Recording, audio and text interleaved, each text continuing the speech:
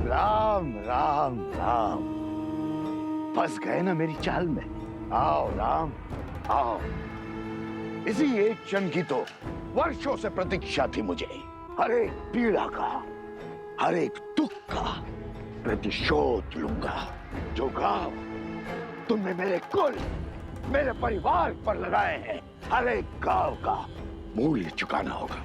यहाँ मैं और वहां अथर्वासुर तुम्हारे वंश का अंत कर अपने वंश का प्रतिशोध लेंगे। राम, तुम्हें तो ये भी ज्ञात नहीं कि मैं तुम्हारे हाथों नहीं मर सकता। स्वयं ब्रह्मा का वरदान है मुझे।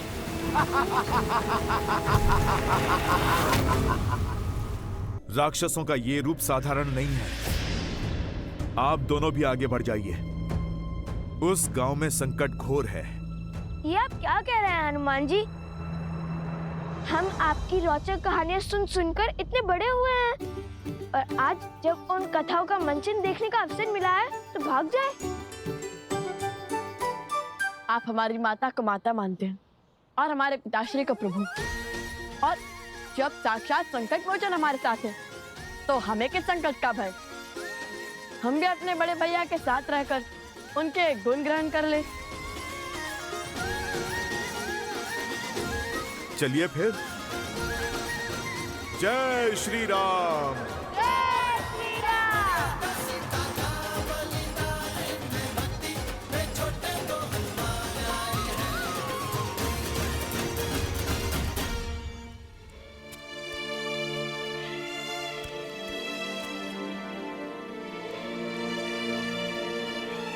ये लो, ये तैयारी भी पूरी हुई है। तन तो सच हो गए, किंतु मन का क्या? इस स्वर्ग से आश्रम में रहना, भगवान वाल्मीकि के सानिध्य में रहना सौभाग्य था मेरा।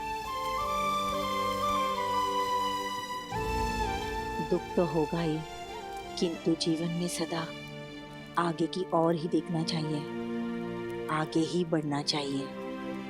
जो है उसका उत्सव मनाओ पुत्री, और जो छूट रहा है उसका दुख नहीं।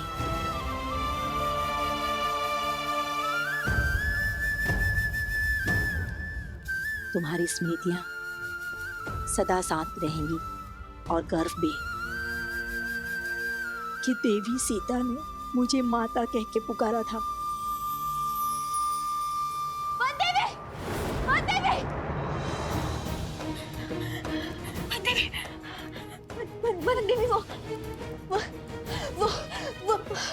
वो अयोध्या। क्या हुआ अयोध्या में?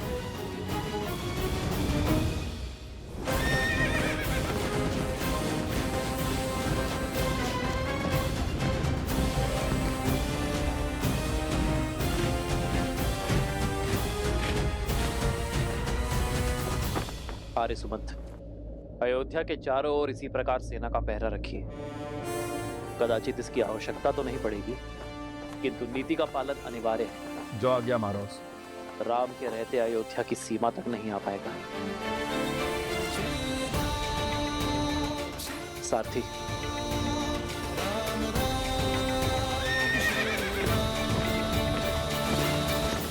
ये लो, जल पियो।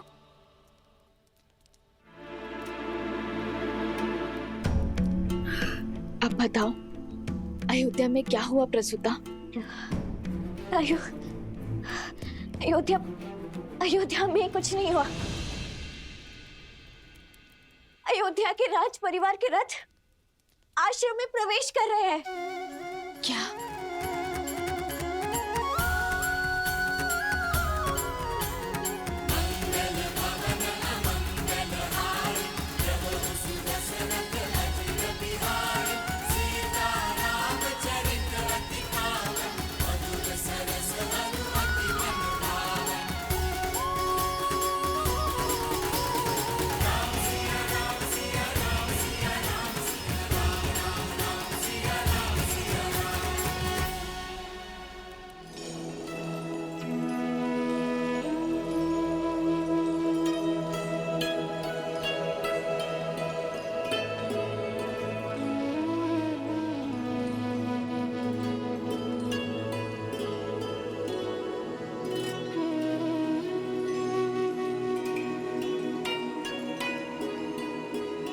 वधु माँ लक्ष्मी का स्वरूप बनकर आती है। धान का कलश उड़ेल कर सुख संपदा से जीवन में आनंद भर दो पुत्री।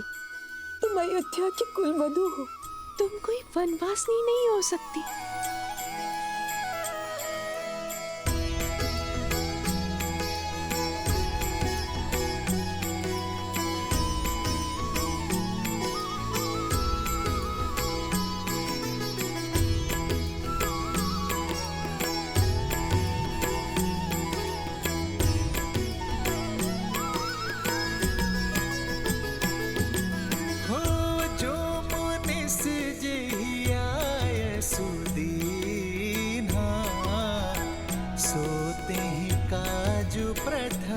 जनों की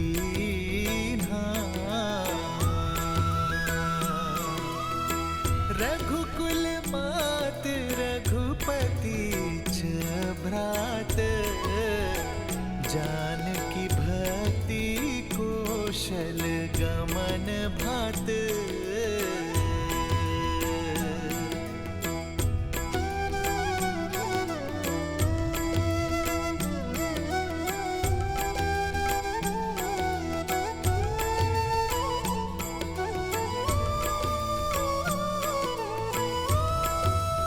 बड़ी माता।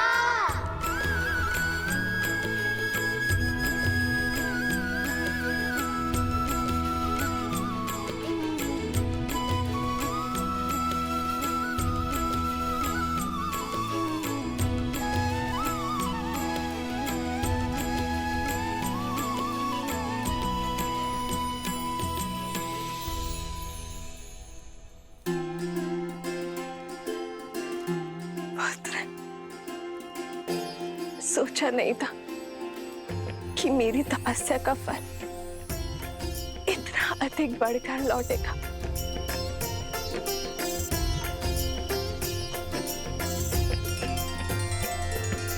राम सिया राम जय जय राम।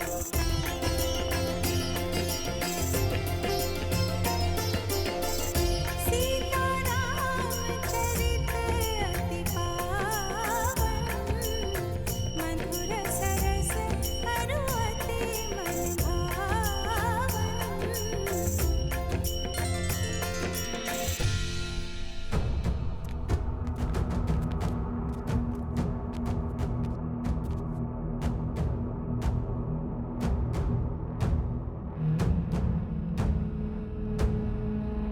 यहाँ तो कोई दिख ही नहीं रहा है।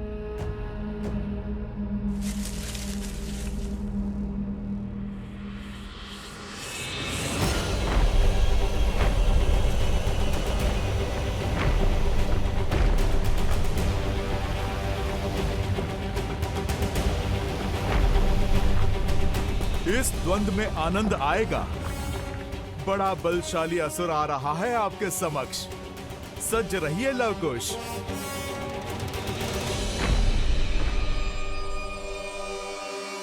स्वयं ही मृत्यु के मुख में चले आए। हाँ? अचूक है मेरा वार, अभेद्य है मेरा प्रहार। तुम सब आज यहाँ से जीवित लौटकर नहीं जाओगे।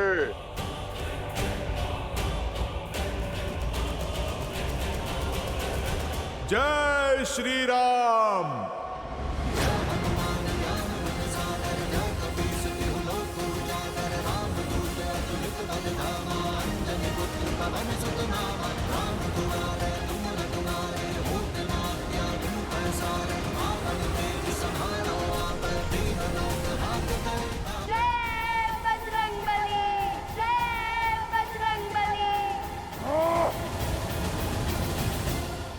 तुम्हारे पराक्रम से कौन परिचित नहीं है हनुमान, लेकिन साहस भी तब सफल है जब सामने संकट न हो।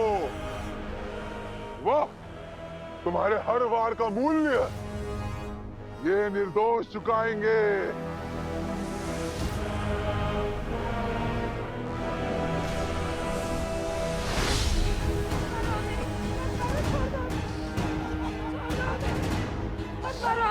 मत मारो, छोड़ दो हमें जाने दो, छोड़ दो हमें।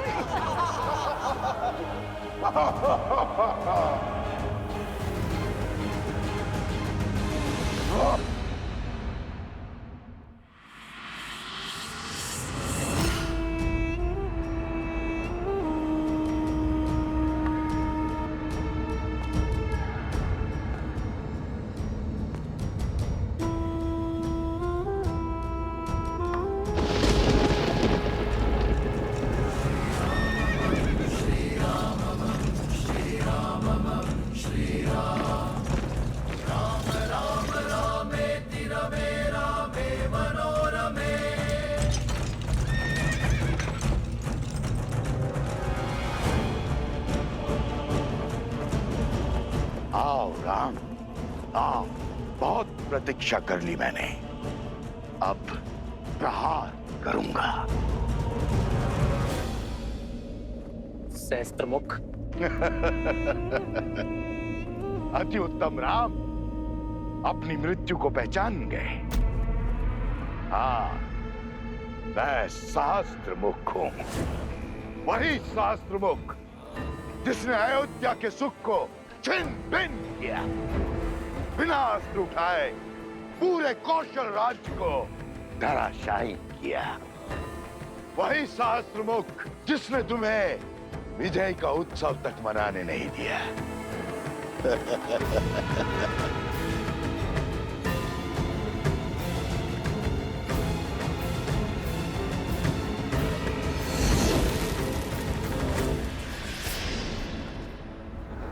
वही सहस्त्रमुख जिसने असुर कुल के अंत के पश्चात भी असुरी सोच को अनंत रखा।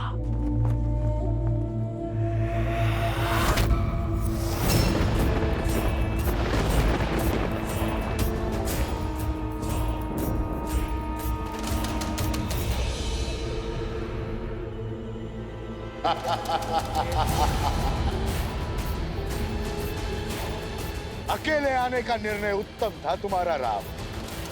कम से कम तुम्हारी सेना तो संघार से बच गई, किंतु रक्त से प्यासी मेरी सेना को तो अब केवल रघुनंदन के रक्त से ही प्यास बुझानी होगी।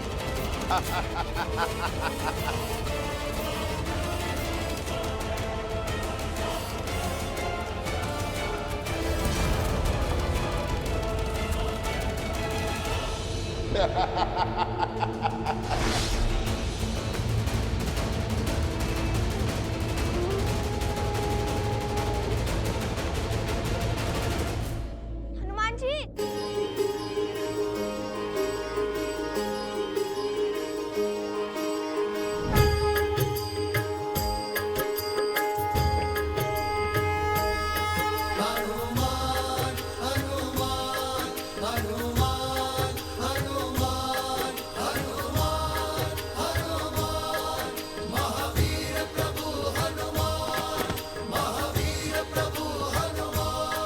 हनुमान जी, ये समय बल दिखाने का नहीं, बुद्धि का उपयोग करने का है।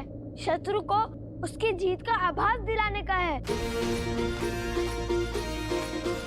हाँ हनुमान जी, नीति अनुसार रण में कभी कभी रण छोड़ना आवश्यक होता है, ताकि हम अपनी रणनीति का निर्माण कर सकें। और हमारी नीति पर काम करने के लिए हमें इसे यह आभास दिलाना होगा जैसे वो जीत रहा हो, और जैसे ही वो तनिक भी असावधान होगा, हम अवसर का लाभ उठाकर उसे उसके अंत तक पहुंचा देंगे।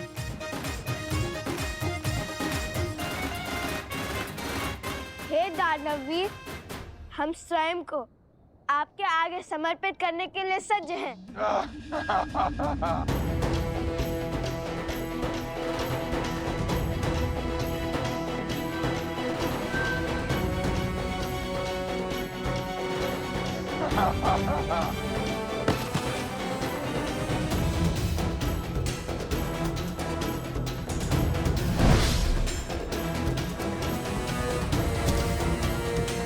जय श्री राम।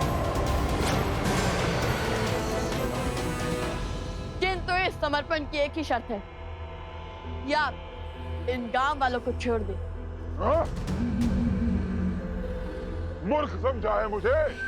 जिसने मुझे यहाँ भेजा है उसने मुझे पहले ही तुम्हारे बारे में बता दिया था। इस हनुमान की मृत्यु के पहले ना कोई शर्तें मानी जाएंगी, ना ही कोई संवाद होगा। चलो अब अपने अस्त्र त्याग दो।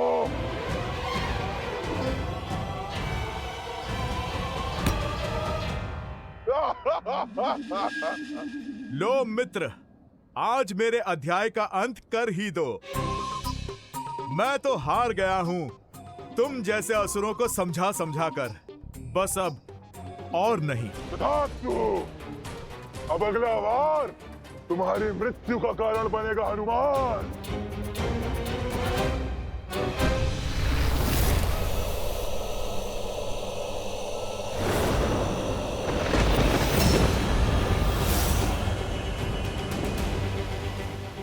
भाला ब्रह्मा का वरदान है, ये कभी रिक्त नहीं जा सकता।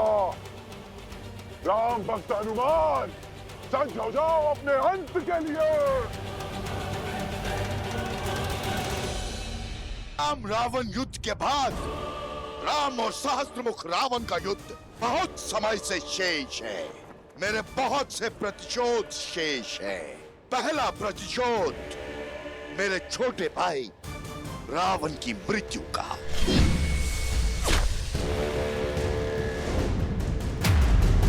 दूसरा प्रतिशोध मेरे पुत्र चंद्रबाहु के वध का।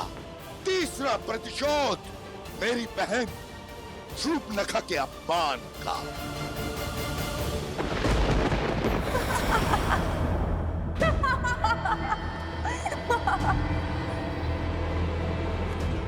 उससे विवाह करके तुम साधारण नहीं रहोगे राम, क्योंकि मैं 10 लोकों के स्वामी, लंकापति दशानन रावण की प्रिय बहन शूर्पणखा हूं।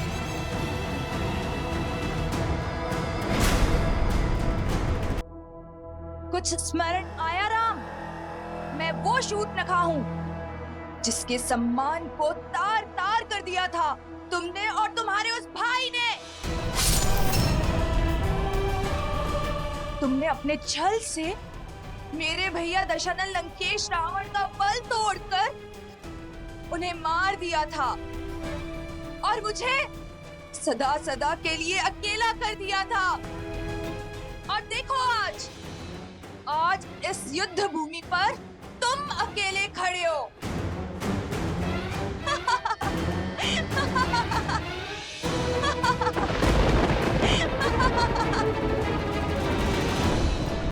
आज इस युद्ध भूमि पर तुम अकेले खड़े हो। जो युद्ध में लड़ता आया हूं वो अधर्म के विरुद्ध है। मैंने तुम्हारे भाई रावण का संहार किया धर्म की स्थापना के लिए। जो जो धर्म के मार्ग पर बाधा बना उसका संहार हुआ। मैं तो निमित्त मात्र था, किंतु हुआ वही जो धर्म स्थापना के लिए आवश्यक था।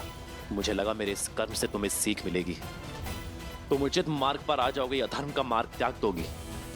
और यदि ये सत्य है तो आज ये युद्ध होकर रहेगा, ताकि संसार को ये सीख मिले कि वो अधर्मी जो सब कुछ जानकर, समझकर, देखकर भी अधर्म का मार्ग नहीं त्यागता, उसका अंत पीड़ादायक होता है। भले ही विलंब हो, किंतु उसका अंत होना आवश्यक है। छल कपट षड्यंत्र क्षण भर के लिए जीवन तो दे सकते हैं, किंतु सदा सदा के लिए प्राण नहीं। तुम अमर नहीं हो सहस्त्रमुख। मैं तुम जैसे पापियों को राम राज्य की कल्पना सार्थक करने के मार्ग पर नहीं आने दूंगा, जिसका स्वप्न सिया राम ने मिलकर देखा था। ये भ्रम है तुम्हारा, क्योंकि आज एक और तुम्हारा अंत होगा और दूसरी ओर तुम्हारे उस भक्त हनुमान और वंशज लव और कुश का अंत होगा। अब तक तो अथर्वासुर ने ब्रह्मदेव के दिए उस अस्त्र से उस मरकट का खेल समाप्त भी कर दिया होगा। चलो अब हम तुम्हें भी तुम्हारे अंत तक पहुंचा देते हैं।